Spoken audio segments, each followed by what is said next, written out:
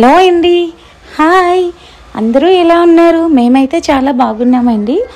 ఈరోజు మేము వచ్చేసి సింహాచలం స్వామివారు ఉన్నారు కదా, సింహాద్రప్పన్న స్వామి గుడికి మేము వెళ్తున్నాం అన్నమాట. ట్రాఫిక్ వచ్చేసి బేమస్సంగా ఉంది, చాలా ఎక్కువ ట్రాఫిక్ ఉంది. వేరే దారి కూడా రెడీ అవుతుంది అన్నమాట. సో వెళ్ళేటప్పుడు కొద్ది ట్రాఫిక్ చూసుకోండి. ఎండలు ఎక్కువ ఉన్నాయి కదా, ఎండలో కాకుండా కాస్త చల్లబడ్డకి ఈవినింగ్ టైం అయితే బాగుంటుందండి.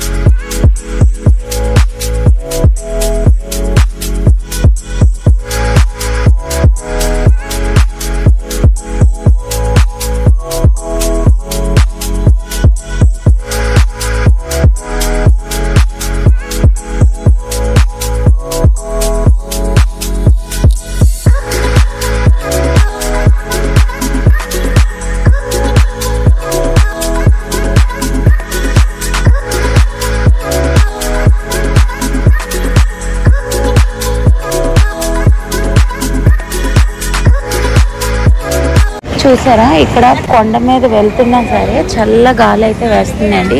దేవుడు ఉన్న చోట చల్లగానే ఉంటుంది కదా, సో చల్ల గాలి అయితే వేస్తుంది. ఎండలో వెళ్ళినా కూడా చల్లగానే ఉందండి. దేవుడు ఎక్కడుంటే అక్కడ చల్లదనం ఖచ్చితంగా ఉంటుంది. సో కొండపైకి వెళ్తున్నా సరే కూల్గానే ఉందండి.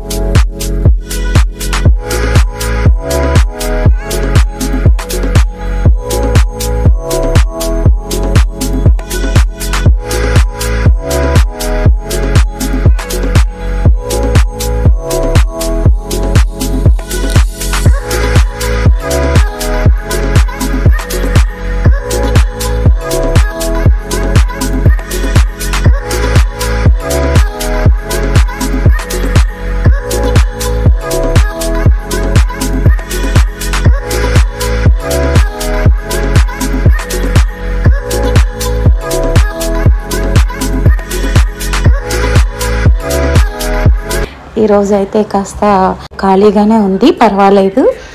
చక్కగా వెళ్ళాం. మేము లోపలికి దర్శనానికి వెళ్ళాం, కానీ మన ఫోన్లు తీసుకుంటారు కదా, అందరికీ తెలిసిందే. సో లోపల దర్శనానికి అయితే ఫోన్లు తీసుకెళ్ళనివ్వరండి. అక్కడ ఫోన్స్ పెట్టేసి మేము లోపల దర్శనానికి వెళ్తున్నాం అనమాట. ఒకసారి అలా నాతో పాటు మీరందరూ చూస్తారని ఒకసారి అలా వీడియో తీసానండి. సింహాద్రప్పన్న స్వామిని గోవింద గోవింద. ఆయన చాలా ఫేమస్ దేవుడు నిజంగా. మన వైజాగ్కి అయితే మాత్రం సింహాద్రప్పన్న ఒక తిరుపతి ఏడుకొండల స్వామి లాగా అనమాట. సో అక్కడ గోవిందుడే, ఇక్కడ గోవిందుడే మన అప్పన్న స్వామి.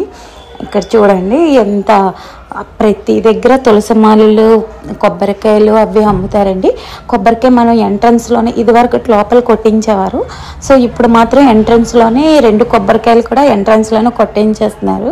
కావాలంటే ప్రసాదం బ్యాక్ తీసుకోవచ్చు, లేదంటే టెంపుల్కి వదిలేసేయాలండి. సో కొబ్బరికాయ కొట్టేసి మేమైతే ఫోన్లు పెట్టడానికి వెళ్ళి ఫోన్లు పెట్టేసి దర్శనానికి వెళ్ళాం అనమాట. దర్శనం మాకైతే 1 అవర్లో అయిపోయిందండి. ఆ రోజు కొంచెం ఖాళీగానే ఉంది. మామూలుగా మండే తర్వాత సాటర్డే చాలా రష్ ఉంటుందండి, అసలు వెళ్ళలేమన్నమాట. చాలా టైం ఎక్కువ అంటే చాలా టైం పడుతుంది అనమాట. పెద్ద పెద్ద లైన్లు ఉంటాయి. మేము కూడా వెళ్ళి వచ్చాక చాలా పెద్ద లైన్ అయిపోయిందండి.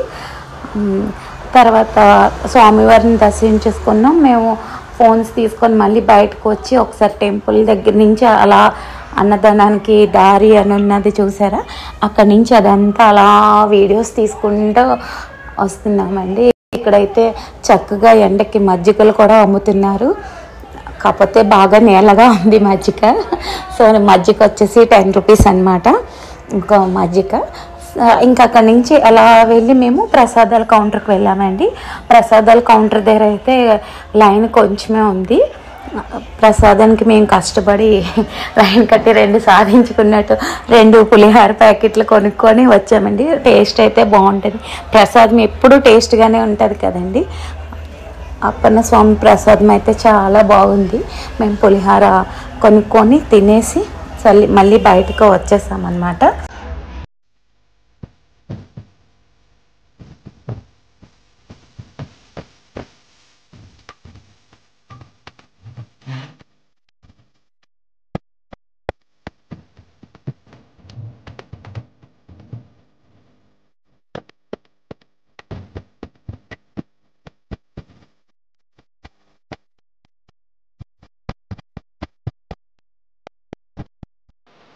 ఇక్కడ చూసారా గోశాల కూడా ఉంది.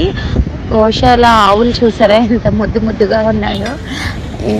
ఇక్కడ దర్శనం అయిపోయాక ఇక్కడ కూడా అందరూ వచ్చి దర్శనం చేసుకుంటారండి. ఆవులకి మేత కింద ఏదో ఒకటి కొని పెడుతుంటారు అనమాట.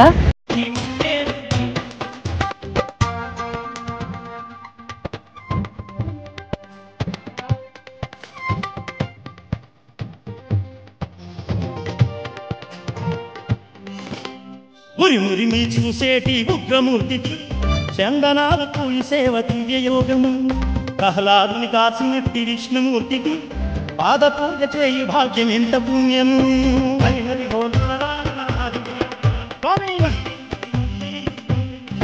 స్వామి